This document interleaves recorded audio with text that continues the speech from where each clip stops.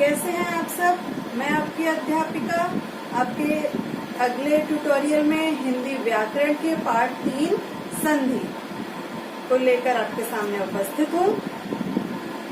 संधि किसे कहते हैं? दो वर्णों के मेल को, शब्द नहीं वर्ण, ठीक है। दो शब्दों नहीं बोलेंगे आप, दो वर्णों के मेल को कहते हैं संधि, ठीक है। जैसे आपके सामने मैंने लिख रखा है कि संधि किसे कहते हैं? दो वर्णों के मेल से जो विकार उत्पन्न होता है या परिवर्तन होता है दो वर्णों के मेल से, उसे हम संधि कहते हैं। अच्छा, संधि क्या होता है?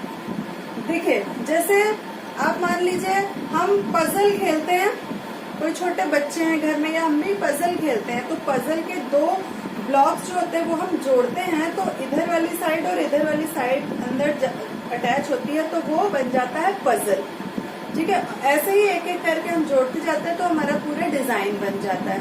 वैसे ही संधि होता है कि हम दो वर्णों के मेल से जब उसको मिलाएंगे तो हम दो वर्णों से मिला के उसको क्या बनाएंगे? संधि, ठीक है। और संधि विच्छेद किसे कहते हैं? विच्छेद मतलब होता है अलग करना, ठीक है। तो संधि से बने जो शब्द होते हैं उनमें वर्णों को वापस अलग अलग करना संधि विच्छेद कहलाता है। चलिए हम लोग बोर्ड से पढ़ते हैं। संधि किसे कहते हैं आपको समझ आ गया था। जैसे सुर जमा ईश सुरेश, प्रति जमा एक प्रत्येक, संधि विच्छेद। संधि से बने शब्दों को अलग अलग करना संधि विच्छेद कहलाता है। जैसे उदाहरण के लिए हम वापस ऊपर के उदाहरण को उल्टा पढ़ें कि सुरेश, इसका संधि विच्छेद क्या होगा? सुर जमा ईश। हमने सुरेश के दो वर्णों को अलग कर, दो शब्दों को अलग कर दिया, तो ये हमारा विच्छेद हो जाएगा। प्रत्येक को हम अलग करेंगे तो प्रति जमा एक, ठीक है। अब आता है संधि के भेद। संधि के 3 प्रकार हैं या 3 भेद हैं। पहला स्वर संधि, दूसरा व्यंजन संधि, तीसरा विसर्ग संधि। तो अब देखिए, स्वर संधि किसे कहते हैं?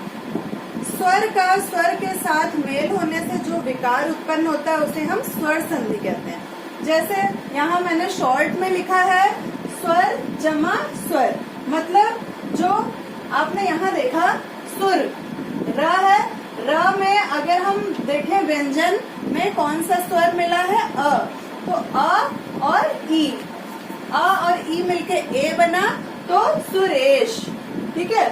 प्रति जमा एक, त में कौन सा स्वर है? छोटी ई, तो छोटी ई जमा ए है यहाँ।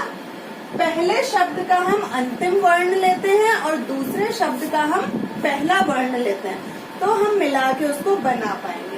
तो यहाँ भी स्वर है, यहाँ भी स्वर है, मतलब दोनों तरफ स्वर होगा। जब मेल करने पे दोनों वर्ण स्वर होंगे तो वो होगा आपका स्वर संधि।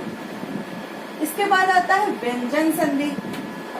अब व्यंजन है तो मतलब पहले आएगा व्यंजन। जब हम पहले वर्ण का पहले शब्द का अंतिम वर्ण लेंगे तो मतलब वो होगा व्यंजन।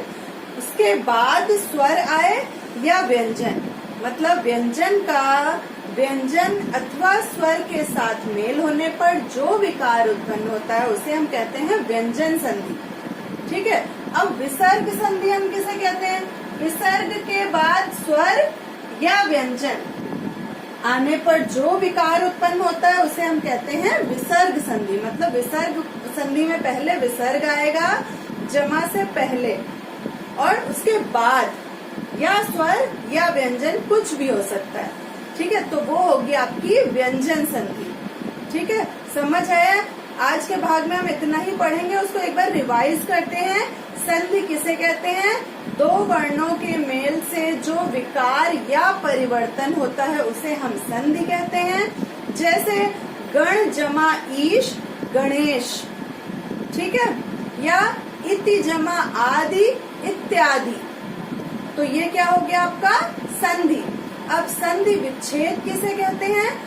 संधि से बने शब्दों को अलग अलग करने की प्रक्रिया संधि विच्छेद कहलाता है।